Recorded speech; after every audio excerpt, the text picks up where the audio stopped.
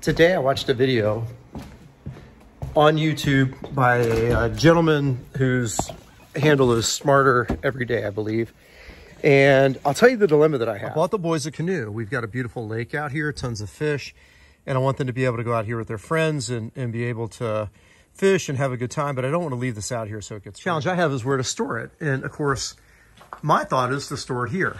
Underneath, they got all the pool supplies and everything, so the boys can bring the canoe, store it underneath here. But I don't want to store it right side up because it's going to get full of water. And of course, you know, water weighs about 7 pounds per gallon. I would imagine, I don't know, we get about, I guess probably 100, 200 gallons of water in here. We don't want that.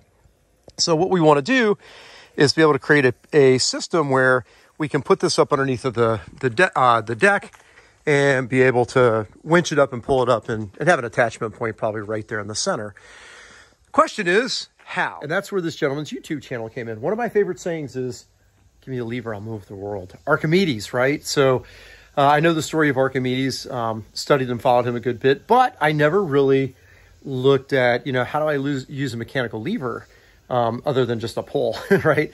And then I watched this video that he put together, and it made me come up with an idea or concept on how I'm going to run a 2x4 across here, mount that in, and I'm going to put it on a block and tackle or pulley system to be able to allow even my youngest son to winch this thing up and pull it. So stay tuned. This will be my Army training. They always say the 5 P's are important. Prior planning prevents piss poor performance. So the first thing I looked at was, you know, basically create something wide enough on the canoe itself and then pull linearly like this to that end where I've got a pulley here, snatch blocker pulley here, snatch block pulley here, and an anchor point, right? But looking at how my layout was with the 4x4 post in there that I'd pulled to in the center, I think a better way to do it is going to be like this. So I have my points here. I'm going to run a 2x4 across because I know how my rafters run. And I'll have a anchor point here and an anchor point here. I'll have a block and tackle here, block and tackle here. So I'm going to reduce, you know, this multiple. It's a double pulley, double pulley, double pulley, double pulley.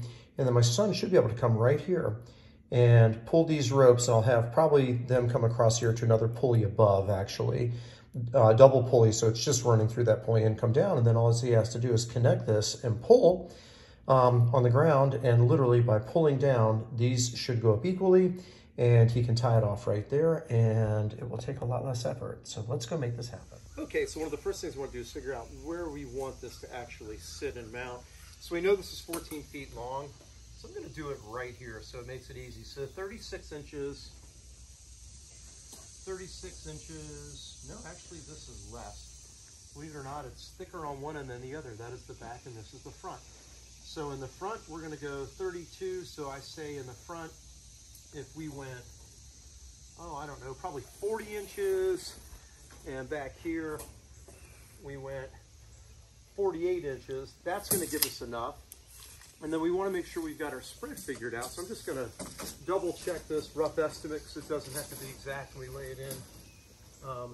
Definitely 14 feet. So if we get a 12-footer, a 3-footer, and a 4-footer cut at Home Depot, should be able to fit that in there. It could probably even go less. Let me just double check, because where these guys are going to line up, I don't need to overkill it. 9 feet is going to be actually perfect. So I could do a 9-footer, a 4-footer, and a 3-footer, and then we'll be set. Okay, so let's look at how we're going to lay this out. So right here, this is kind of squared. It's probably going to come in just a little bit. I want to be centered here, so I probably would go 5 feet off of this. And I'm just going to get a rough estimate. It doesn't have to be perfect. Yeah, it's about right. So 5 feet is going to put me on the end here. That's going to give me my 10-footer. It's going to overhang a little bit. And then I'll go 5 feet the other way and just look at this, and should be fine. Come here, yeah, that's 5 foot, so it's gonna put me over in this area right here. So the canoe is gonna basically sit. I'll probably bring it closer here. And then what we're going to do on this is I'll have those drop on the ground. All they have to do is flip the canoe upside down, put it in, and make sure that everything is somewhat centered. And then we're going to have an anchor point on the end of that, on each end, that's going to come down to a double block and tackle. So it's going to go down, back up, across to another pulley that I'll probably mount like right in this area. And then he'll be able to pull both ropes down equally and pull the canoe up. And once the canoe's up, just tie it off right there. And if you do the math on the amount of force that we have on this, my son should be able to lift this up. Absolutely no problem. Okay, so with all things, I grabbed my boss and brought her with, and we're gonna do some quick research on the way in the general vicinity of Home Depot and Harbor Freight and figure out who's got snatch blocks, because we'll look at snatch blocks, and then we'll find out who's got double pulleys available with rope that we can get and what the better value is. So we're gonna try and do this on a budget. Sound cool? Sure. What was your comment? What'd you say? It's a lot of stuff. Holder. Uh-oh, where'd my bolts go for the holder? I forgot the bolts for the holder. That would have been bad. I had an 18 piece for the holder. Let's go back over to the bolts. Okay, it's off the ground.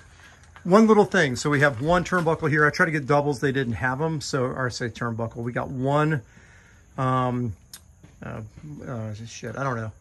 I want to call it a bell crank. So we've got one block pulley here. We've got another one up there with a twist on it. I think I need to do another one here, down, and then up and across, and it won't be as hard to pull up right now because we have a lot of friction, a lot of stress on that center point because it's pulling sideways. So once we get that squared away, I think we'll be better, and Andrew will be able to lift this thing completely by himself. But for right now, we just pulled it up real quick. The canoe is up and out of the water, or I should say up and off the ground.